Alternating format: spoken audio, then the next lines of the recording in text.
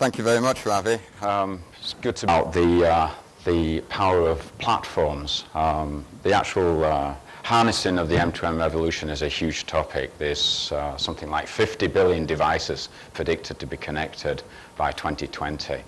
Large proportion of those devices still yet have to be connected, so it's going to be an exciting 5 years ahead of us through to 2020. Just a little bit about Stream. We set the company up from a complete blank sheet of paper back in the year 2000. So back in the year 2000, it was all about texting in those days, but we had this vision that there would be data transferred across cellular networks at some point, and that there would be connected devices other than mobile phones and tablets that we're all used to using on a day-to-day basis. And so it was quite visionary back in the year 2000. I often say to people, we're in the machine-to-machine sector about 5 years too early, which probably we were, because it wasn't until about 2005 that we started to see some real interest in and around machine-to-machine. And obviously that moved forward to very recently in terms of Google buying Nest, which led to everybody starting to use this term, the Internet of Things, although the Internet of Things as a term had been around for quite a few years before Google bought Nest. So it's been a very, very interesting journey for Stream, because what happened in 2005, we started to see friction within the processes of connecting up machine-to-machine devices on cellular networks.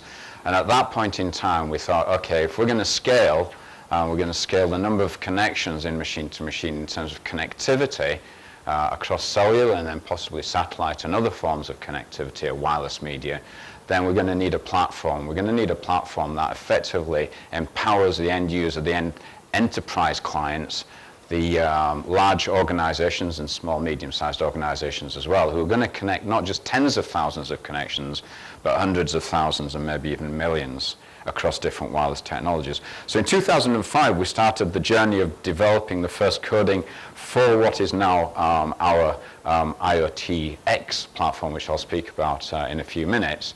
And it's been a 10-year build and refinement. The platform's been stable and has been used since the year 2006. It was one of the first connectivity platforms available.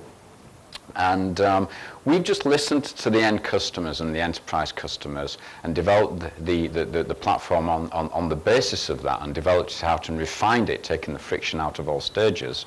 And listening also to connecting in the other direction into the mobile network operators and latterly satellite operators, and again taking the friction out of the provisioning and the management of the connectivity life cycle. So I'd like to talk just a little bit about the overall landscape of the platforms out there, because there's a little bit of confusion with regards to differentiation between different types of platforms. And this diagram here shows that there's a clear differentiation between what we call device management platforms, application layer platforms, and then finally on the end, the connectivity enablement platforms, where Stream comfortably sits within that ecosystem. So what got us thinking about actually releasing our platform as well, from just using it internally to making it available for third parties to use out there, mobile network operators, tier 2s, tier 3s, and satellite operators around the world, was really something that happened towards the end of last year, which was when PTC bought a company called ThingWorx, and then subsequently followed it with their acquisition of Axeda. And for me, that kind of was a major shift in Stream strategy, because until that point in time, we had focused purely on providing connectivity for enterprises in the machine-to-machine world. So think of us as a very, very specialist Airtel or Vodafone, but with a focus on giving a high level of resilience, a high level of upload, and also being able to provide connectivity across different wireless media. So not just cellular, and not just cellular in one single geographic area, but also satellite and low power radio types of connectivity as well. So it was a shift from that perspective of providing connectivity to being a company that is very much a software company that is providing connectivity platform services to the tier 2s and tier 3s of this world, of which there's probably several hundred cellular operators around the world needing to get into machine, and also for satellite and any of the low power radio operators, or indeed operators of Wi-Fi hotspots. Because interestingly enough, if you look at the world of IoT and the large proportion of devices that are going to get connected up over the next few years, yeah, there's going to be a goodly number put onto cellular networks, smaller proportion probably on satellite, but a vast majority is probably going to go on the Zigbees, the low power radio networks, and also the Wi-Fi hotspot operators of this world. So this diagram is showing that effectively we've got quite a number of device management platforms, quite a number of application layer platforms, and I apologize to any companies that have been omitted from this diagram, but there are quite a number out there, and more coming out into the marketplace each day. But this last column, I think, spells a little bit of a story. Because you've got a number of companies that are mainly connectivity providers and do a little bit of a platform play, the core and the wirelesses of this world, both US-based companies. So these two companies mirrored exactly what Stream were up until the turn of last year. You've got Ericsson that's providing equipment into some of the large network operators and providing some of the platform services as well for connectivity on the back of that. And then you've got this highly funded organization called Jasper, which is well known to be pretty much the dominant player in terms of providing platform connectivity services for tier 1s out there. So Stream is really filling a market gap. It's filling a need from tier 2 and tier 3s. It's providing a platform that effectively nobody else is providing in a very, very different way, and I believe a very disruptive way. And it's been an incredible journey. I mean, we released the platform formally under the term or the name IoTX in July this year, after I visited Palo Alto's M2M IoT World event in June, just to test out the concept with the techies in the valley. And it was an amazing experience, because we presented the platform and a number of people were coming up to us and saying, so let me get this right, it'll do cellular, it'll do satellite, it'll do various other forms of wireless comms, it'll do X and it'll do Y. I said, yes, yes, yes, yes. And they said, oh my goodness me, do you guys know what you sat on? And I said, thanks very much, you've just confirmed it. And from that day, we decided to throw the gauntlet down, bring out IoTX, and from July to now, it's just been an amazing journey, because the platform is gaining so much attention because of its flexibility. Very, very interesting white paper out in June, done by Machina Research. I'm not sure how familiar you are with Machina, but they are one of the top analysts in Europe. They've got offices in the US now and Hong Kong. They did a paper which did research into the ideal attributes of a connectivity platform that would enable connectivity to be managed efficiently, effectively. And effectively, this diagram's taken from their paper, but it splits it into commercial aspects and technical aspects. So from a technical aspect, just very quickly, the paper identified that effectively the ideal platform would manage multi-connectivity scenarios. So it would manage the multiple different types of and brands of cellular. It would deal with satellite, and it would also span into Wi-Fi and the myriad of low-power radio networks out there, including the Orions of this world, which is now starting to expand in the UK. It should be highly scalable, obviously with 50 billion devices to be connected by 2020. Scalability is absolutely essential. It needs to be a light touch. What do we mean by that? It means that it shouldn't be technically disruptive for any of the wireless operators into which we integrate. Some of the alternative connectivity platforms connecting in at a very deep technical level. It can take maybe 6 to 12 months to integrate, and it can take internal resources to make that integration happen.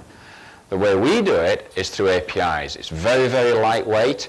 It's non-technically disruptive. And what effectively we do, we create a virtual state of the wireless operator off the core infrastructure of the wireless network. So we don't need to touch the core infrastructure of the wireless network operator. It's all done through APIs. Open systems, so we're very open, we're very agnostic. We welcome literally any type of wireless operator. And it needs to do billing in real time. This is for a number of reasons in terms of different approaches to providing pricing and methods of control over data throughputs, and obviously security. And I'm a big believer that security is moving fast up the agenda on the agenda of Internet of Things. And I think that security over the next 12 months to 2 years will be a really, really hot topic in this particular sphere.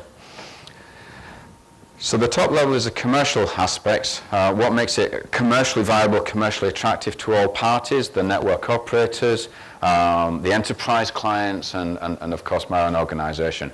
Well, a single service point that is delivered at a low cost.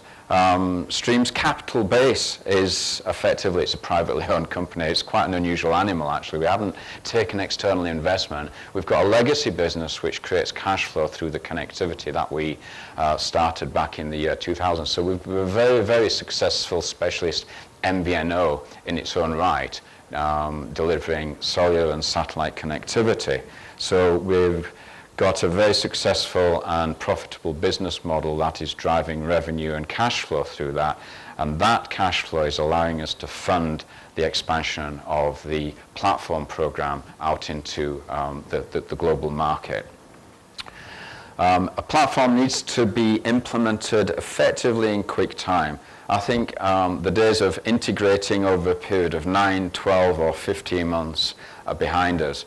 IoTX can be connected and integrated in a matter of 6 weeks. We can get the proof of concept up and running within a network operator. We can enable the network operator to play around with the platform and get comfortable with it before fully moving forward. Global footprint. I've talked about the openness and being able to deliver connectivity into wireless and satellite. It's a smaller world. The Internet of Things is now drawing in many multinational corporations, a lot of smaller companies as well that would love to do business in different regions and different parts of the world, but they don't want the hassle of having to deal with different network operators, different technical support teams, different pricing, different languages in different parts of the world. They want a single point that they can stop off at, and Stream Technologies enables this single point. It enables a one-stop technical support, one-stop pricing and aggregator, a company that provides a platform that enables the enterprise client to manage their entire connectivity from one single portal anywhere in the world, anytime they choose, and by whom they choose to control that connectivity. Flexible pricing, different pricing models for different organizations. It has to commercially work, as I said earlier, for not just ourselves, but for the enterprise client and for the network operator. And this part here, this safe harbor of data, really important, becoming more and more important to enterprise clients and also network operators in terms of where is the data transited. And one of the main points is to allow that flexibility that the data can rest within a geographic footprint that is appropriate to the localized organizations in different geographies of the world. So Stream Technologies, what's so unique? We have our own dev and technical team.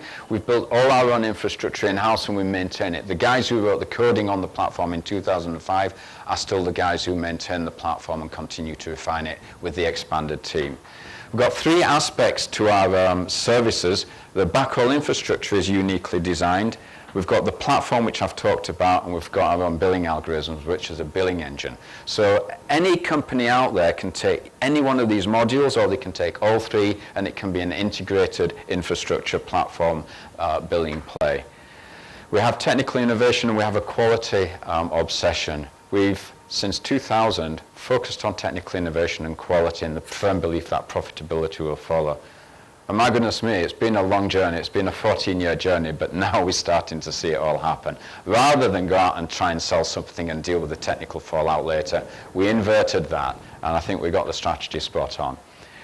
And as I said, it's been a 10-year build and refinement. So we're not a new company. We're unusual. We're really, really technically innovative, and we're a highly technical company. But we've been going for 14 years, and the platform's 10 years old. So we believe it's the next gen 2.0 platform. It's multidimensional. It doesn't care which type of wireless network services it services. We're agnostic and open, and we create a virtual state of network operator. So it's very, very lightweight. And added to that, because we've actually delivered and done it for the last 14 years, we can provide any of the network operators the technical know-how and the market know-how, how to go to market on the different verticals out there, whether it be 3G for CCTV, or 4G, or GPRS 2G for smart metering, or satellite services on Inmarsat or Iridium. It doesn't matter. We've delivered it already, so we can share that on a collaborative basis. Why do I think we're powering the Internet of Things ecosystem? I think we actually are helping shape the ecosystem. And this is my vision for where we're going. IoTX as a platform with wireless carriers enables cellular, satellite, low power wide area network, and Wi-Fi. We're also integrating with a number of device management platforms.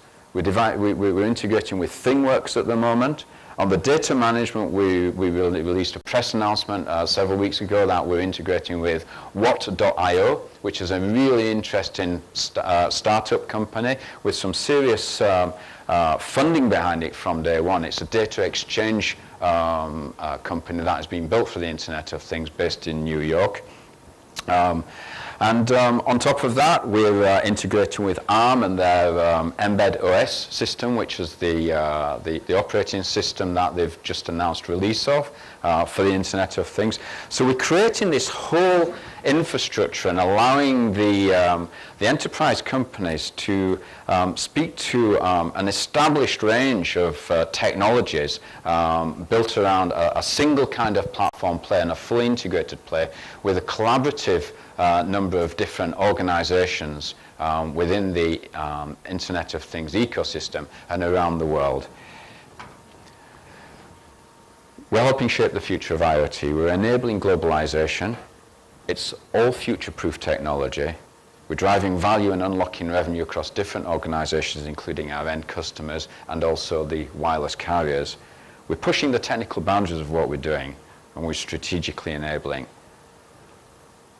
Timeline, it's on our website if anybody wants any more information, but since the year 2000 right through to present, we continue to integrate more and more network operators across the different technologies. And for anybody who wants any more information at all, I'd be more than happy. I love this topic. Ask any questions you want. I've seen a lot since the year 2000, and I think I'm going to see a lot more over the next 5 years. Thank you very much indeed. Any questions?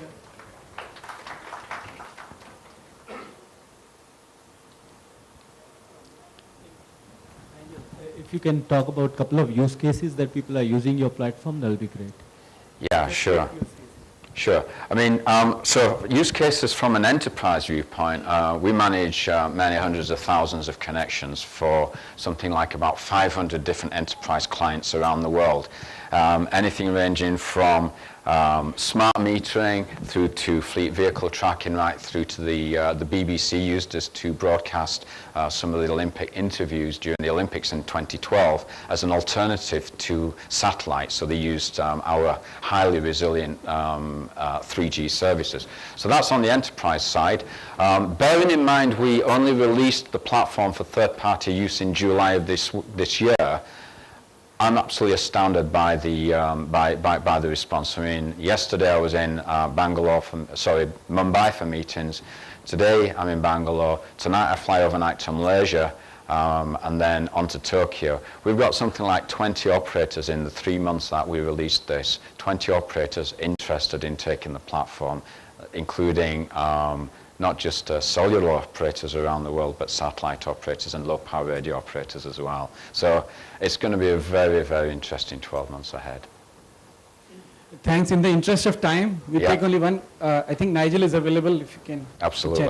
Thanks so much, Nigel. This was very informative on IoT. Thank you very much indeed. Thanks again.